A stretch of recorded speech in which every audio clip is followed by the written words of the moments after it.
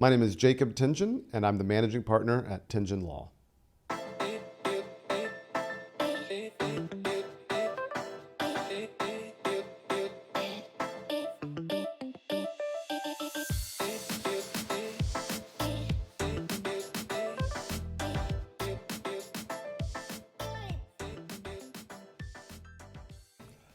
Hey Jacob. So, I do know you personally, but I do want to talk about your career and how you've managed to. We can take that part out. So what does a superior client experience mean to you? So, you know that this is something I'm hitting a lot here at the firm, right? And not to throw it back to you, but what do you think it is when I've been talking about it? It's giving the client a superior experience, basically being. I know what it is. Hold up. You're not on trial, Dalia. You're good. It's basically being. What's that word I'm looking for? Not real. It's being fair. What's Yeah. that saying you say? Dignity? Yeah, dignity, having dignity with the clients, explaining what's going on so they're not in the dark of their cases. How do you say that? I don't know. Do I say it in Spanish? So for me, the superior Okay, client there you go. experience is giving them respect, giving them dignity, communicating. When I started practicing law and because I was a one-man shop, it was just me, and I would talk to all the clients. I would answer all the phone calls. And so I would hear what all the clients had to say about lawyers they'd been with before. And one of the thoughts that I had was, well, I don't want that to be me. But also, like, when you get admitted to the bar in Virginia, they make you take an ethics CLE. And one of the things that they talked about was what the most bar complaints are about. And most of them are about communication. They're not about things like price, like I thought everybody would complain. Lawyers are expensive, and they do, right? But the biggest complaints aren't my lawyer is expensive. It's I can't get a hold of my lawyer and I don't know what's going on. So like what you said, we want to bring clients out of darkness and into the light when it comes to the legal services we're providing to them. We don't want to surprise people with a surprise bill. We don't want to do a lot of services they don't need. And so, yeah, I mean, I'm glad that that's what you're getting when we talk about it here at the firm. Yeah, and I do like to tell my clients I want to treat you as I would want someone to treat my parents because we are immigrants too. So I like having that trust between with our clients and myself. That's great, Dalia. Thanks for saying that because Yeah. I think that's important, like to hire people who feel that way. So let me talk about this aspect of the superior client experience. I want to hire employees who also get it and who want to deliver a good experience to clients. Because if I can't, as managing partner, develop a law firm that treats everyone with respect, and if that's not something that the employees understand, how can I do that? And so when we hire people at the firm, that's something we look at. We have attributes that we look at, like dignity, communication, integrity, and so yeah, I'm just really proud that you and others of our staff have told me kind of the same thing. Like I want to make sure that everybody gets treated with, like you said, like your own parents. How would you want a lawyer or a law firm to take care of them? Because they're coming from a third world country most of the time. They're coming into a whole different environment where they don't know the language. They're brand new here. Most people don't have someone to like give them that comfort. So if that's something we can give them, why not, spend a little more time with them to explain what's going on with their cases. Totally agree. Thanks. What brought you to Virginia? So for me, I was applying to law school where my wife was from in Utah, and I was applying to where I'm from, which is Georgia. And after an honest conversation with my wife, she told me that she didn't want to live near my family. I can relate. You know this is going on Cut it YouTube, out, right? cut it out. Your husband's family's going to hear this. No. So, but also after further conversation, she didn't want to live near her family either. So we decided we'd have an adventure, and we looked at all of the U.S. and we said, well, where have you been that you liked? And she had been to Virginia, and I had been to Virginia, and we said, well, let's do Virginia. So we applied to all the law schools in Virginia. We applied to a law school next to her cool uncle and aunt because we thought that might be fun.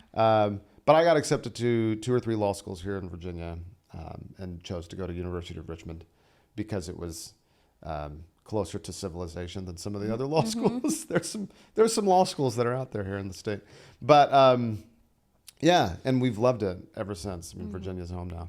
Oh, what's your favorite thing to do here for someone who hasn't been to Virginia? So Virginia has a lot of great things, and Richmond is a great place to be. So you're close enough to DC for a day visit, but you don't have to live with the DC traffic. So you can see a lot of the cool national things.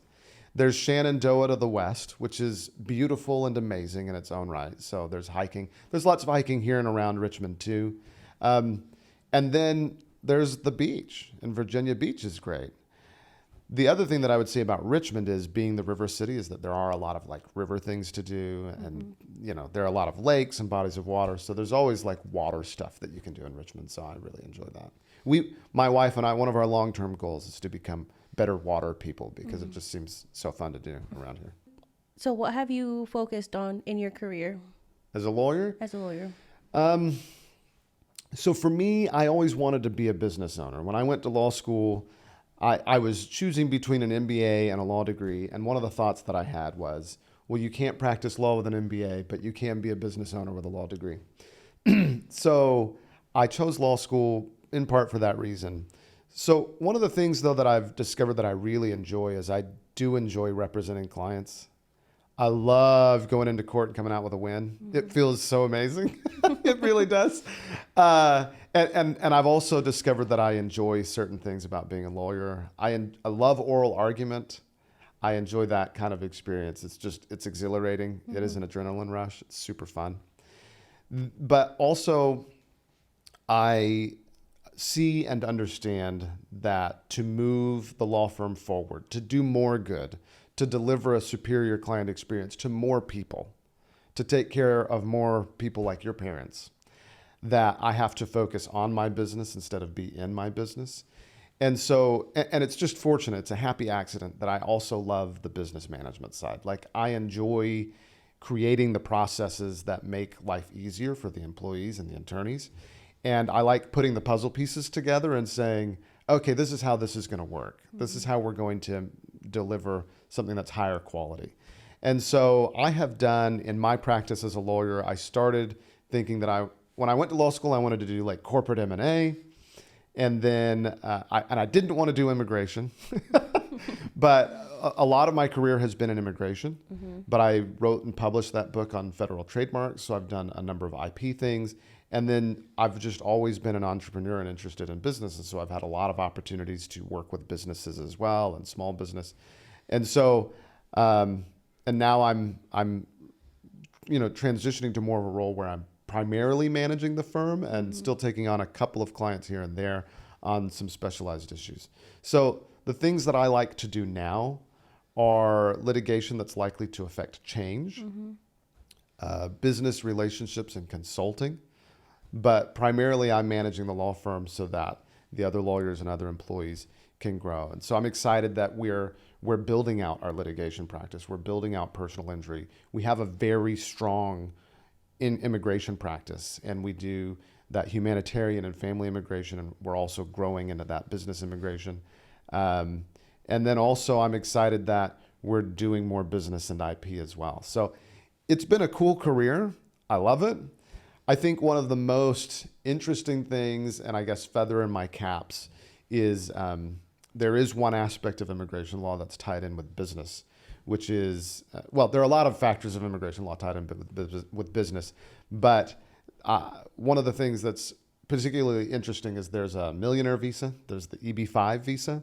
And so at one point, and this is why I decided to get admitted to the Utah bar, I helped organize and get registered an EB-5 regional center, which manages investments for millionaire immigrants who want to immigrate to the U.S. that way. If they invest a certain amount of money and create enough jobs in the U.S., they can get a green card. Oh, wow.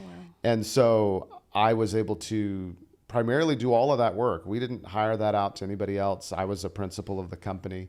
We got a regional center registered here in the U.S., and then we sold it last year. So that was pretty exciting for me to be able to do that. And that's kind of a complex business structure thing.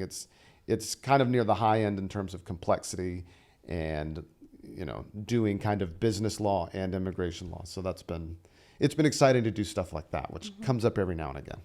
Okay. Are there any cases that stand out or that have changed the way you see life? Yeah. So I would say that, I guess this gets a little personal, but in particular, the immigration practice, the humanitarian immigration practice has changed my mind and heart on a lot of things. So I grew up in what I would call a conservative religious kind of environment.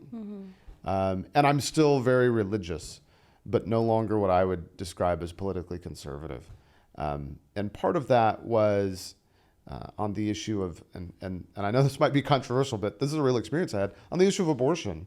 Like I always just kind of thought like, this is wrong, this is wrong, this is wrong. But then I had a client that had been raped in her home country, fled to the U.S., and then when she was here, this is a minor child, by the way, when she was here, got raped again. And she had the baby the first go around. So she already had a child when she was raped and got pregnant again. And she had an abortion, and I found myself nodding along. And that surprised me. You have no idea the kind of loop that threw me for.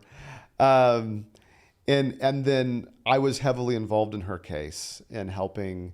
There's this special immigrant visa for juveniles that you can get.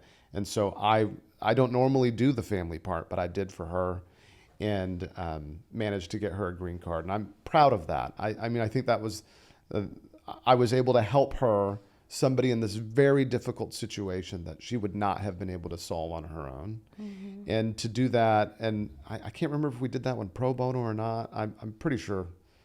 But yeah, that changed me, but that's just one of dozens of experiences when you hear the hardships and trials that some people go through just to get here. It's amazing. Like, I don't think we should arrest people when they cross our border, even if they do it illegally. We should give them gold medals. We should be like, way to go. You ran the world's craziest triathlon. It's amazing. And we see cases like her case every single day come through the door. It's true. It's true. It's nothing out of the norm for us at this point. We see it so often, and every time they come in, it always hits the same but yeah, it like one time, there was this one case where I was talking to James about it, and we were just like bawling our eyes out. And we've heard many cases similar to this lady's case, but it was just really sad. She had been tortured, raped, kidnapped many times until she had enough, and we were just like bawling our eyes out with her because it's really hard to hear those cases, and it's just really hard. Right. And it feels good to be able to help people at the end of the day. So, you saw recently I won an asylum case, and we went out to reception, took pictures, and, and they were excited too. Like the clients feel good. I've seen women fall apart when they open their green card and they're like, it's finally here. And then for me, my heart goes out, and I want to do pro bono representation when I have clients who have been victims of rape or sexual violence. That's really hard for me. And so we do a lot of pro bono and low bono, and we try to give flexible payment plans, particularly to women who are in vulnerable circumstances. Yeah, I remember opening my green card too and crying, and we're like, I'm good. I'm safe now in this country. I could actually see a future for myself instead of being in the limbo because I had DACA before having my green card. So it was always scary. Like the news are always on, and there's always bad things going on. Someone wants to take it away. Someone's fighting to keep it. It's really hard to plan for a future when you don't have that stability here in the U.S. Thanks for sharing. I do want to talk about your hidden talents. Yeah, no, personal stuff. Well, you have many. Ask me anything, Dalia. Yeah, I know you do. Okay, tell us about your hobbies. I know you have a lot, and I know you make a really good flan. Okay. Yeah. So I'm a baker. I actually made cookies last night. No, it is the bane of my existence, Dalia. This is not a good thing. So one summer I decided I had flan at this restaurant. I'm all like, I bet I could figure out how to make this. And so I literally, this is true, Daniel.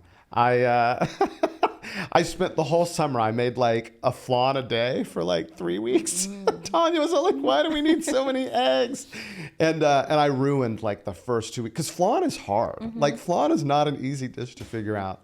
And so I made flan like every day for like 3 weeks until I got it right. And now it's this cheesecake flan, I call it. I think I've heard some Hispanic people who've had it. They're like, it's a flan napolitano is what they say. And so, yeah, the key is to bake it in a water bath and slow and at a low temperature. That's how you get it, right? And then also I am a big fan of cookies. So this is a funny story. When I was 6 years old, mind you, I went to my mom and I said, "Hey, I'm hungry." And she goes, "Can you read?" And I said, "Yes." And she goes, "Then you can cook. Go to the kitchen and make something for yourself." And so I'm all like, okay, what can I read? And I could read the instructions on the back of a bag of chocolate chips. And so I have been making chocolate chip cookies from the age of 6. That was what I made for my first meal for myself. And so, yeah, no, I mean, I make cookies all the time. My wife she's all like, "This is why you don't lose weight." And I'm all like, yes, I know it's why I don't lose weight. There's nothing I can do. I keep making them. Anyway. Yeah, I collect recipes too and like little quirks. Like people will be like, "Oh, I add this to my cookie recipe." It's kind of funny. A lot of people add all sorts of stuff to their chocolate chip cookie recipe. It's And true. then you play different instruments, right? Yes. So as an undergrad, I was a music major. So, so at the age of 16, I went to college. I don't know if you knew that. 16? Yeah. Wow. So I skipped 8th grade because I was really into reading and I was taking this math test that was supposed to take an hour and I'd finished in 5 minutes. Oh my. And the professor was all like, the teacher came up to me and she goes, "Jacob, you need to take your test." I'm all like, "I'm done." She goes, "That's not possible." And I'm all like, "Check it." Because I was reading.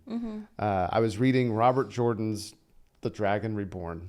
I don't know if you know that book series, the Wheel of Time series. It's an Amazon show now. Anyway, so I stopped my book. She checked my test. I got 100. She put it back on my desk. She goes, "All right, enjoy your book." And so then after that, they had me skip a grade, which if I could go back, I wouldn't have done it. I'd have been like, "No, guys, this is fine." The same with college at 16. 16's a little early. Really early. It was crazy, but it was fun. So anyway, went to college, and then at the time I wanted to be a music person. And so I played trombone and I got really good at trombone. And then the next year I went to a community college closer to my house.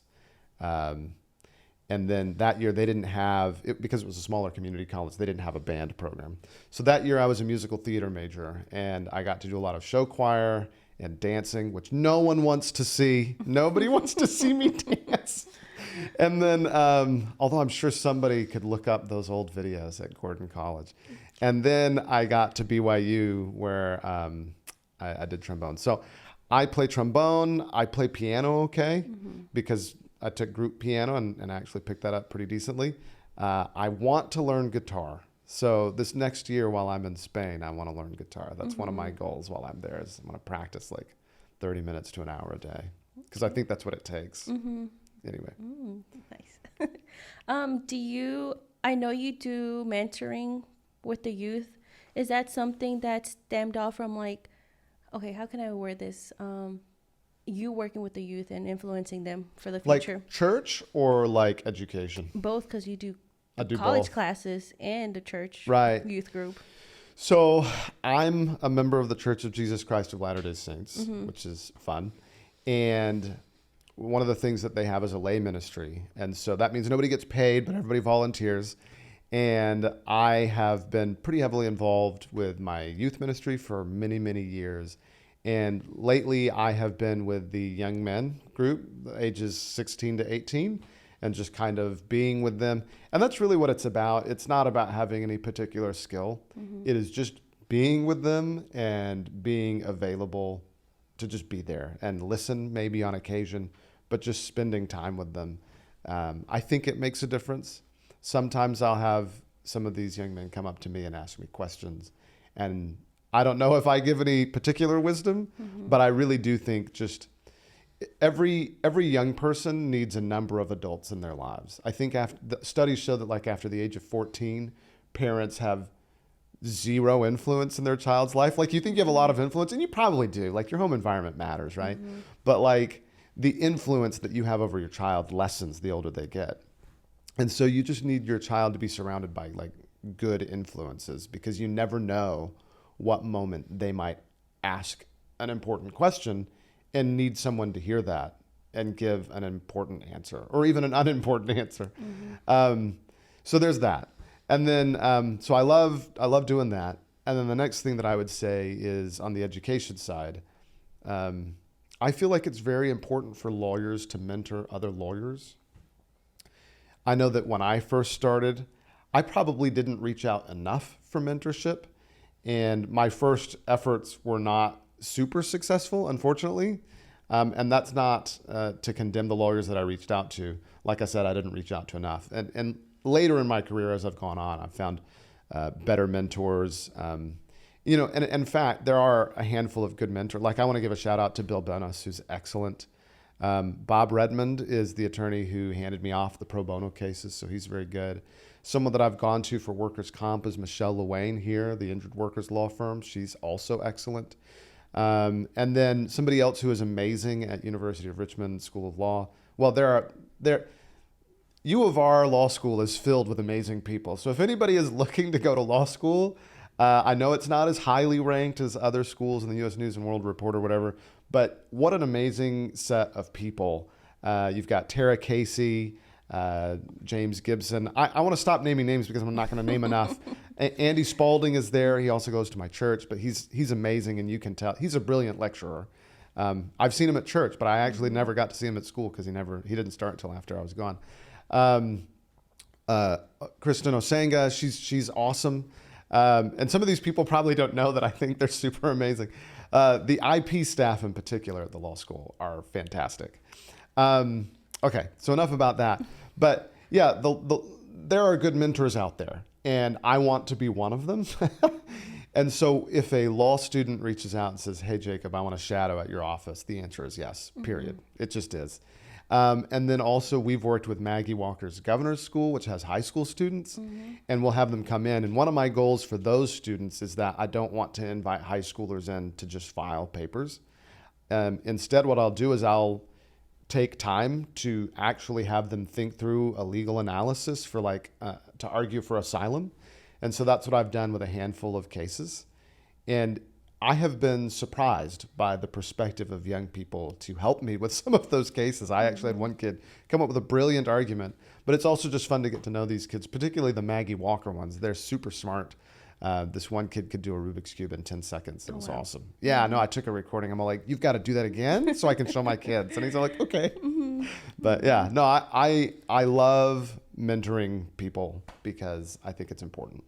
And you mentioned not wanting to do immigration at first. So what got your foot in the door? So if I look at my life full circle, I'm actually really, really grateful for how things turned out. Like I said, I was choosing between MBA and law, and I had this vision of my life where like I was going to be this super successful corporate mergers and acquisitions attorney, right? And so I wanted to have financial success, and I prominently, and that was kind of one of the things that I wanted when I went to law school. And a lot of lawyers who might be listening are already chuckling because they know that law school is not the path to riches, right? But so I wanted that, but or at least I thought I did. But I think as I look back on my life, like a lot of my focus has been on people, and that's really where I find value. Like I just feel really fortunate that I got the opportunity to do immigration law. And it came because I started my own practice and reached out and said, "Hey, I'll take cases from this pro bono group." And because I have, and this isn't a brag, I just have excellent Spanish. Like I do. I speak Spanish very, very well. Probably as good as you can speak it without being a native speaker. And so that helped me get people's trust and helped me get into immigration law. But the reason that I'm still here is because I value people and I love people. And, even though we're growing into personal injury and business and IP, and finding success there, the humanitarian immigration practice will always be a part of Tingen Law. We will never stop. We will always do humanitarian and family immigration here. That's one of my commitments. Yeah, no, it's very important to me. One of the things that I tell myself sometimes is, like, I don't know if I should say this. Well, like, sometimes I'll get this question from my staff, which is, what kind of car do you drive? Like, everybody's like, which car is yours, Jacob? Aren't you driving that Tesla out there or whatever? I don't. I drive a Toyota. But one of my things is that I ask myself is, did a Guatemalan mother flee from persecution in her home country and come here so that I could drive a fancy car? And that's just kind of something that I tell myself to keep myself grounded, because right now we do have a successful law firm, and you know, maybe I could get a fancy car, but that's not what it's about. And what do you consider the level of success?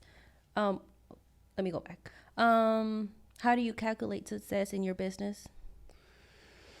Well, that's a great question, Dalia. One of the things that is currently on my mind when it comes to the success of my business, it really is like, it's not just a gimmick, and I'm not just repeating the superior client experience thing because it's a catchphrase. Like, it really is meaningful to me. Success for me is when we can do that consistently for everybody who comes through the door. And I feel like we're definitely getting there, right? But also to do the superior client experience for people, for clients, means that we have to have a superior experience for the employees, for people like you. And so one of the things that I'm spending a lot of time thinking about is, how do I pay my staff more? How do I improve benefits? How do I create a long-term plan in terms of the office space we have available? Like, I want to earn more money in the firm. I want to grow economically so that we can have greater stability, because I think when your employees are having a good time, when they're having a superior experience, it makes it that much easier to give one to the clients. And so success to me is when everybody is enjoying kind of financial security to the degree that it becomes easy to give great experiences to the clients. And that goes for the lawyers, for the paralegals, for our reception team. Like, I want everyone to feel at ease economically and in their personal lives, so that they can bring their best to the office. That's something I've been thinking about. Yeah, one of the big factors for me in actually enjoying my job is a work-life balance, and I feel like I have that here. Once I'm out of work, and I can actually do what I enjoy doing. I need to call you more, Dalia. Blocked.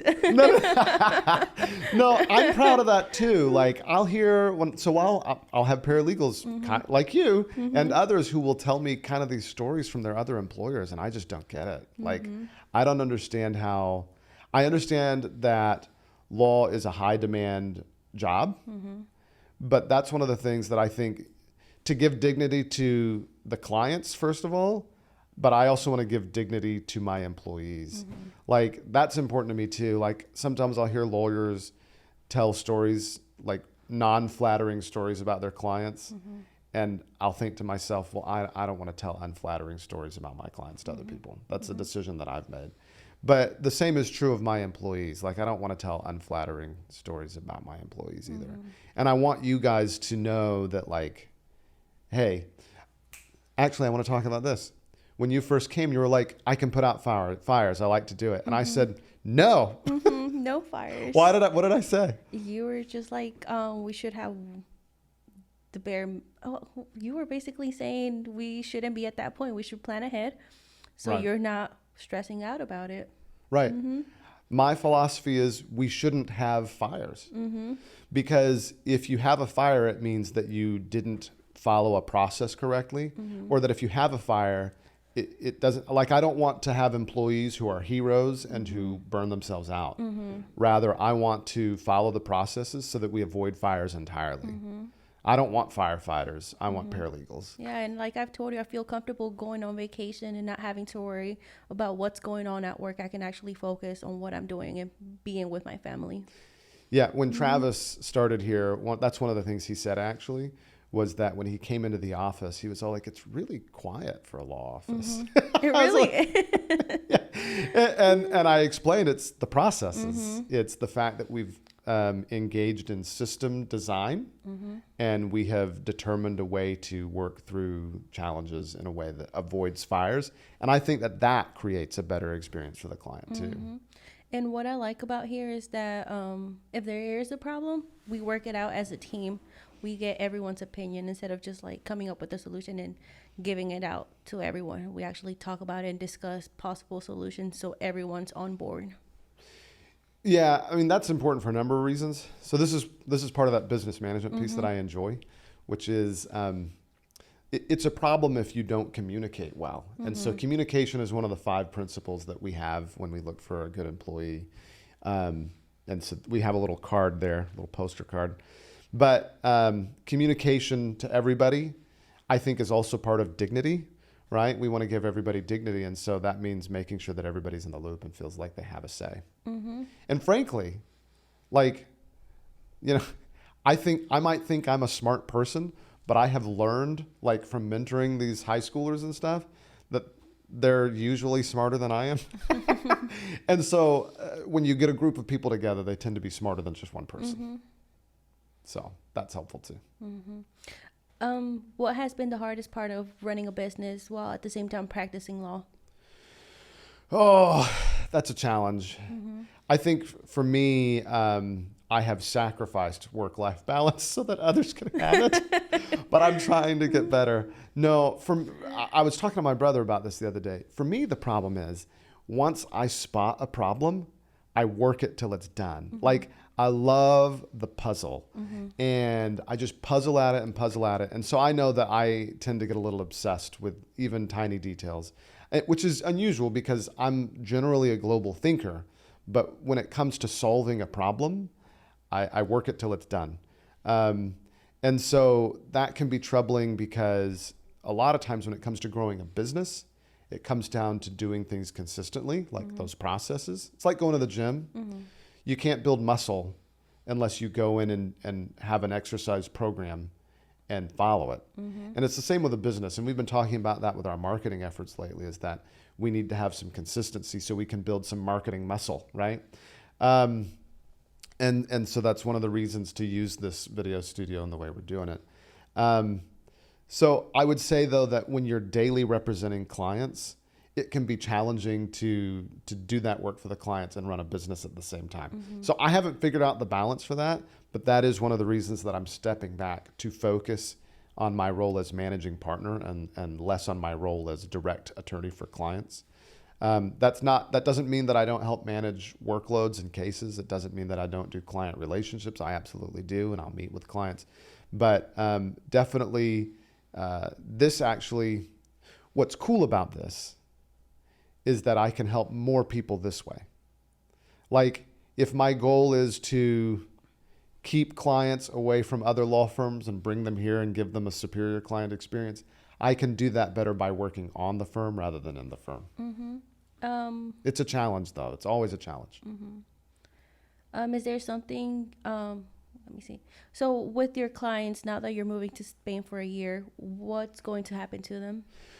Yeah, so you and I have talked about that a lot. We're letting them know, particularly the ones that have removal proceedings that are in immigration court, we're letting them know what's happening and giving them the opportunity to go to a different firm if they want.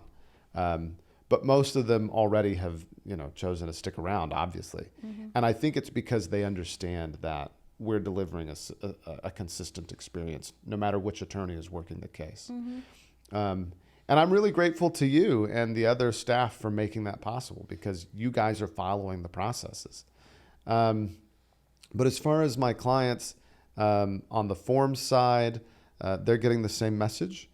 But yeah, I mean, I'll be available to respond to emails and things, but we're making as smooth a handoff as possible so that I can go to Spain with my family. So we haven't talked about that at all on this. Maybe But then the other thing that I would say is just because I'll be in Spain doesn't mean that I won't be working on the firm. And I'm actually really excited to have kind of a harder separation so that I can make this transition to working on the business instead of in the business.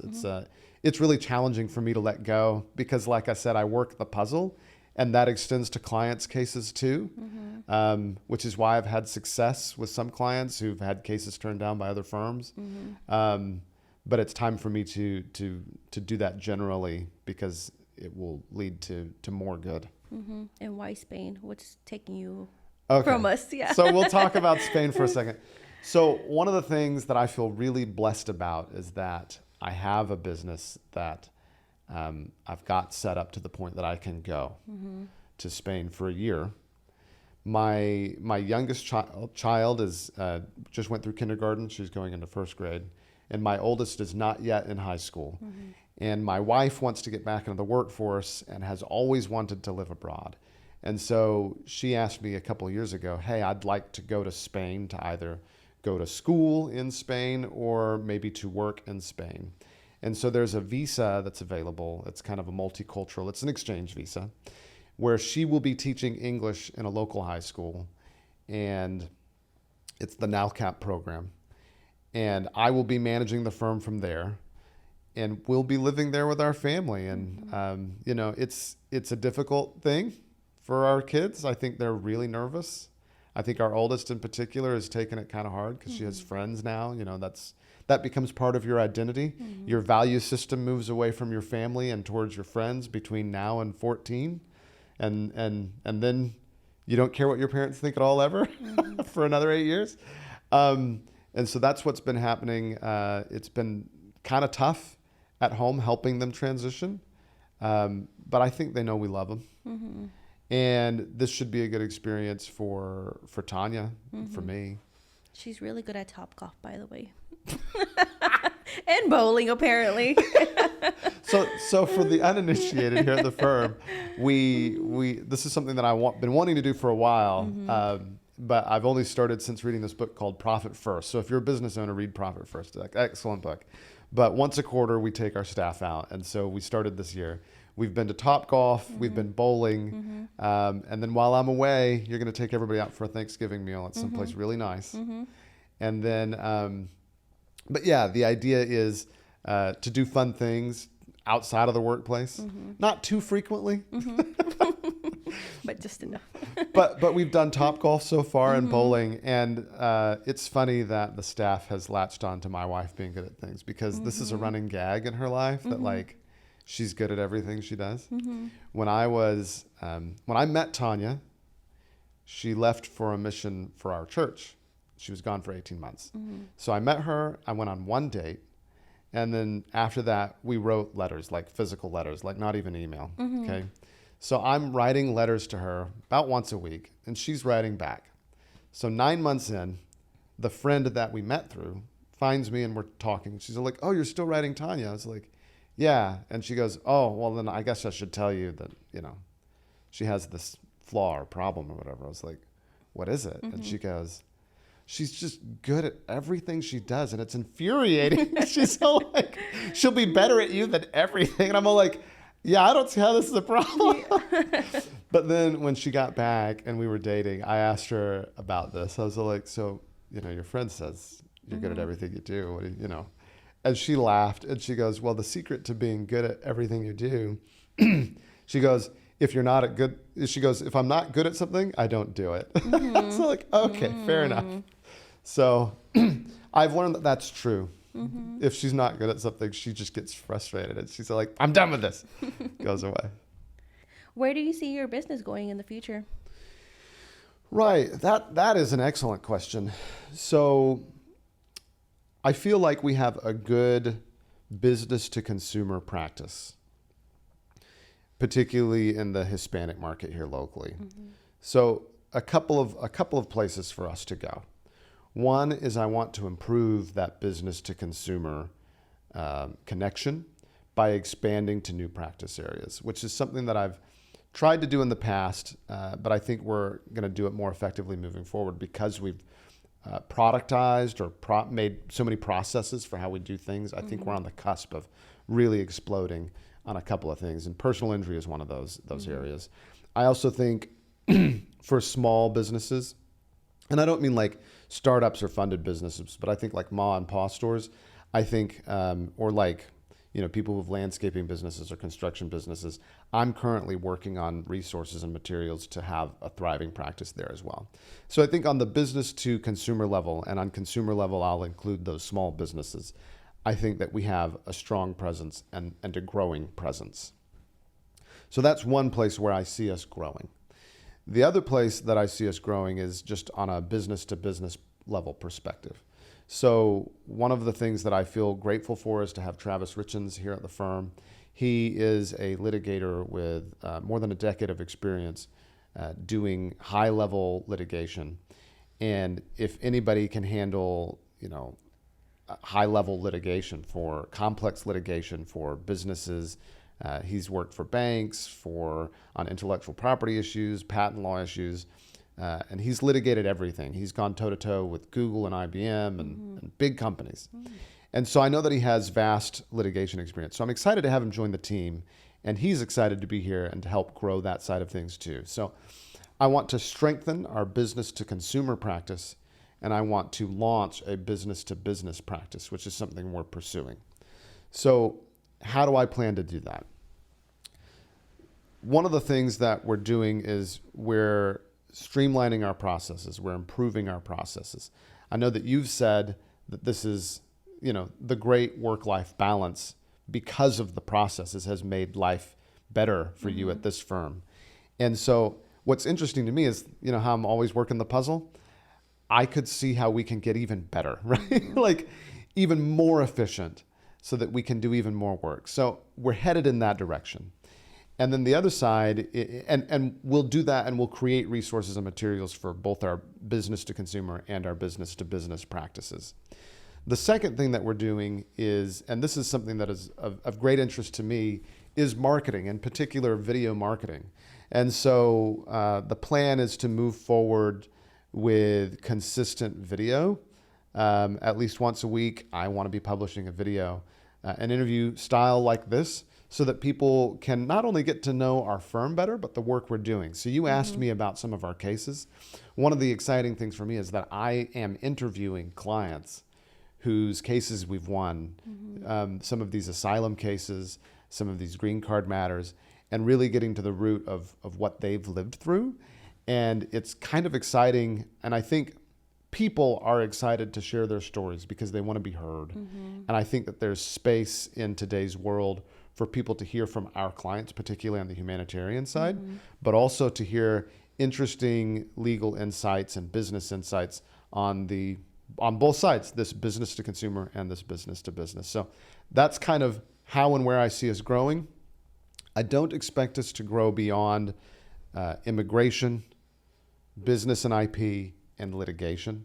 Those are our practice areas for right now. We're not going to be adding criminal defense. We're not going to be adding other kind of tangential areas, but anything that fits within immigration, business and IP, and litigation more broadly than the other areas, but that's kind of what we're focusing on moving forward. And you did mention Travis, but can you talk about the other attorneys at the firm? Oh yeah, no. So I'm working on a services slide deck to kind of introduce ourselves, particularly to business clients. So if you're interested, feel free to reach out. We can talk about our services and what we can offer you. But so there I have myself titled as the managing partner, which is my role moving forward, and it's been my role for a while, but it'll be my primary role moving forward. Travis is our litigation lead, and he has pretty vast experience there.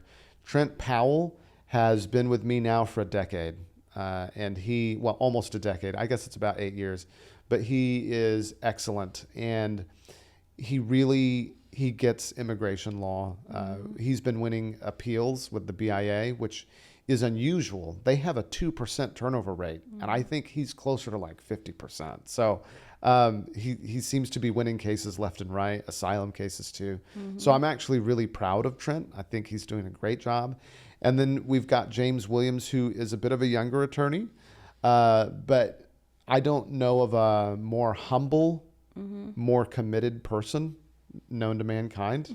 Do you think that's pretty accurate? They're all sweethearts. I love all of our attorneys. Yeah. They actually care for our clients. It's not a business for them. They actually get to know our clients. And Trent has been with you for the longest, and he still remembers like his first clients, and they can call and he'll, oh yeah, I remember that client. He's the uncle of the aunt or whatever, and he'll remember like their whole family. And I like that about Trent a lot too. And James is just a sweetheart. Like he actually cares too, and he really puts the effort into like investigating the case and making sure that if there's something that we can get the results for the client.